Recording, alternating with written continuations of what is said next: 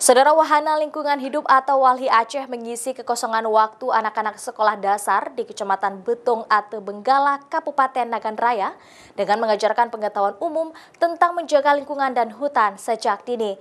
Tidak seperti sekolah di perkotaan, jam belajar yang siswa dapatkan di sana sangat terbatas. Bahkan dalam seminggu hanya ada 3 atau 4 hari ada guru yang mengajar siswa di sana.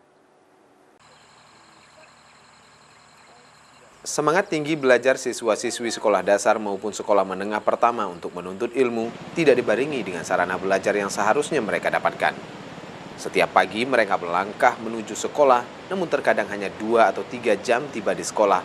Mereka terpaksa harus kembali pulang ke rumah dengan alasan tidak ada guru karena sedang musim sawah. Bayangkan saja dalam 6 hari yang diwajibkan untuk masuk sekolah, hanya 3 atau 4 hari yang ada guru masuk ke dalam kelas. Hal ini terus berulang setiap minggunya. Kondisi pendidikan di Kecamatan Betung Ate Benggala, Kabupaten Nagan Raya memang sangat memprihatinkan.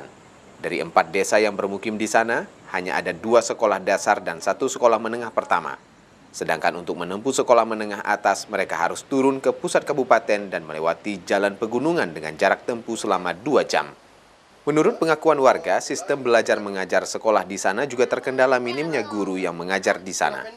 Dari 2 sekolah dasar hanya ada 23 guru SD, namun tidak semua guru masuk setiap hari karena ada beberapa guru yang tinggal di pusat Kabupaten Nagan Raya, sehingga jarang mengajar di kedua SD tersebut.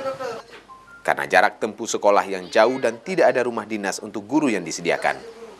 Karena melihat siswa-siswi pulang lebih awal dari jam sekolah biasanya, tim dari WALHI Aceh yang sedang membantu kerja-kerja advokasi Kecamatan Betung Ate Benggala terkait dengan permasalahan perizinan perusahaan tambang PT Emas Mineral Murni Aceh secara sukarela mengajarkan anak di balai pengajian tentang pengetahuan umum yang sebelumnya tidak didapatkan anak-anak di sekolah, seperti pengetahuan tentang cara menjaga hutan, tidak membuang sampah ke dalam sungai, dan wawasan lingkungan lainnya. Kita coba ajak anak-anak tadi belajar mengisi waktu mereka untuk mencoba belajar terkait dengan isu-isu lingkungan. Yang paling penting itu pembentukan karakter lingkungannya sebenarnya. Jadi tidak pada konteks penguasaan teori-teori terkait dengan lingkungannya, tetapi karakter lingkungannya. Para anak-anak sangat terkesima dan senang bisa belajar bersama. Semangat anak-anak untuk belajar pun tidak pupus meski guru mereka sering tidak mengajar dengan alasan pergi ke sawah.